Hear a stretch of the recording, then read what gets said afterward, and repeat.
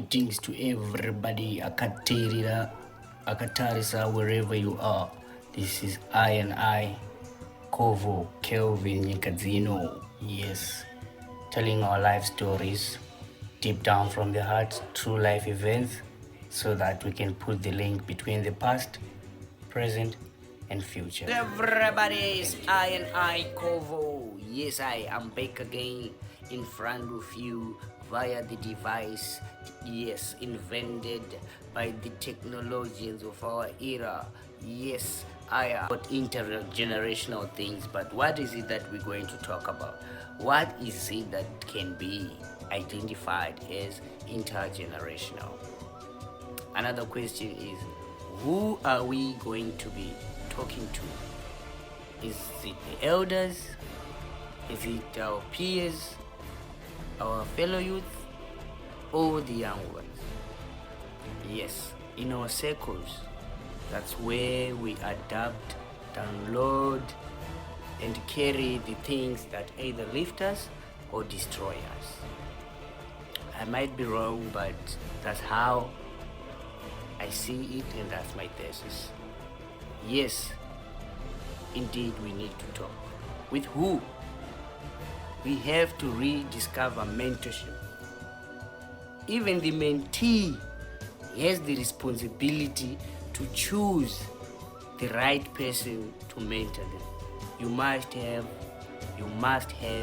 your mind in the right corner or in the right position in order to discern whether this one is going to be a good mentor for you. You know what you want, you always have a choice. And then there's so many role models in the world, for the good and for the bad. So it's all up to me. When I say me, I mean you.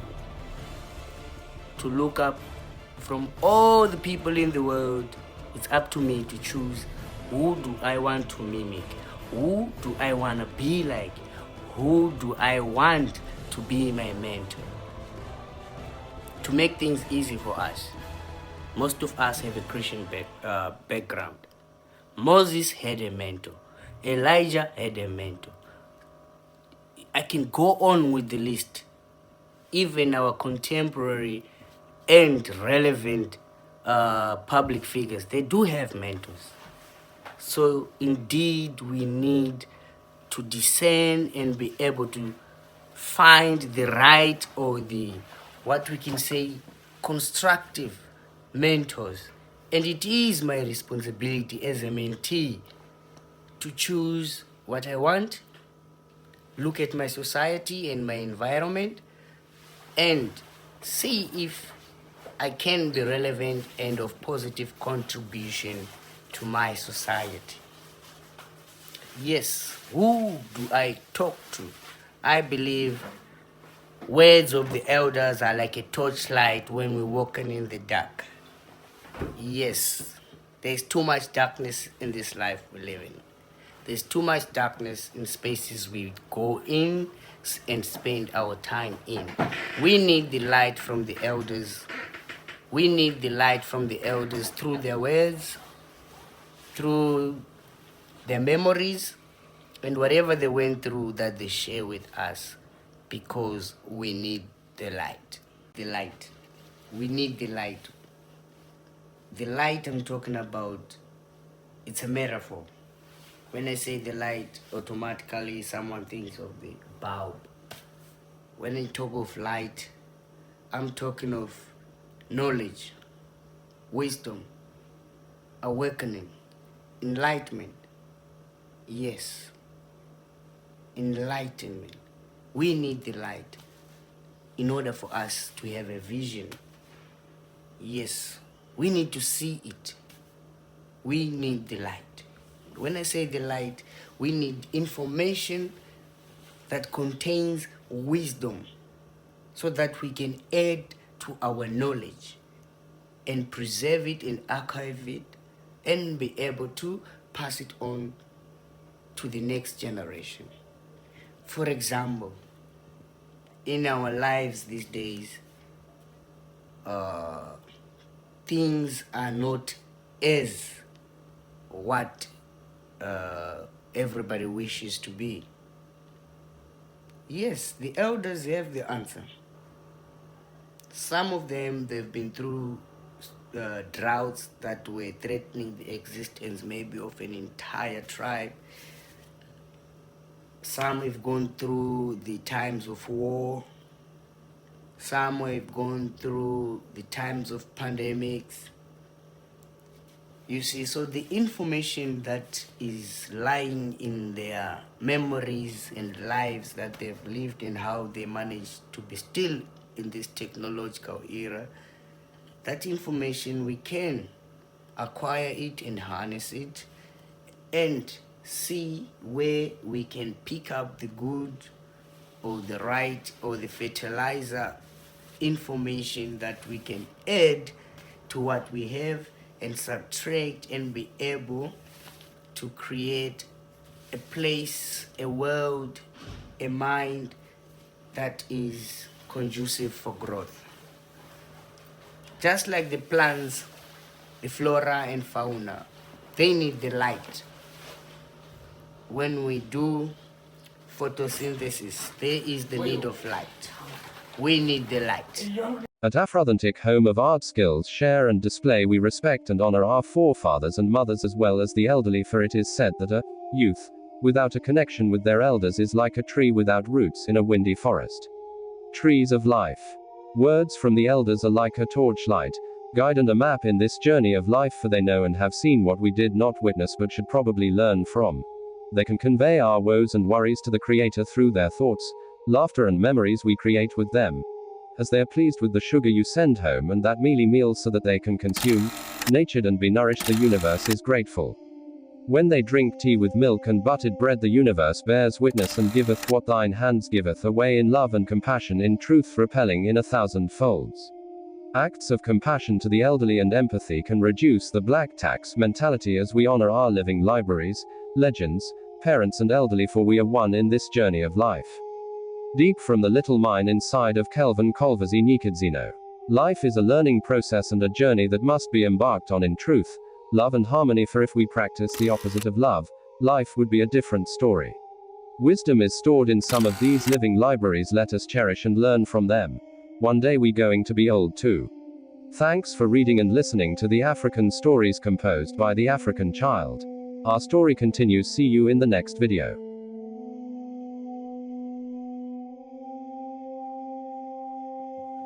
When I look in the mirror, the image that I see, it inspires me to become more. When I look inside my heart, the empathy and the mercy I have, I can feel it and I need it for myself. And when I listen to myself talking, I can feel the essence and the will of wanting to make everything flow in harmony, for nothing is a mistake. I believe life is a journey of becoming, and knowledge is built upon knowledge. Thus, I mean, we need to have intergenerational conversations, intergenerational discussions. When I say intergenerational, I'm trying to get your attention by using the word intergenerational. We have conversations.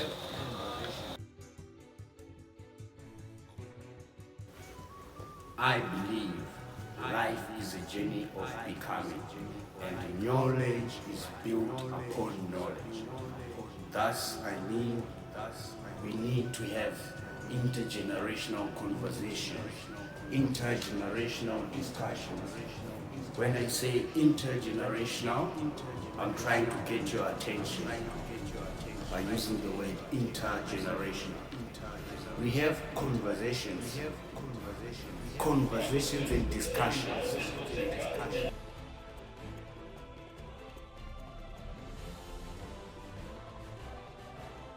I'm one of those who believe that communication, language, and culture is a way we can communicate and preserve our history.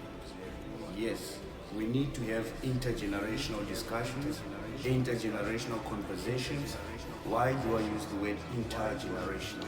We have situations, problems, events that do not favor our existence, that we continuously get through or go through. These events, they are more likely to happen again and again and again. So why do we have to suffer from the same problem each and every time in different forms? How can we break the generational curse that we're passing on to each other?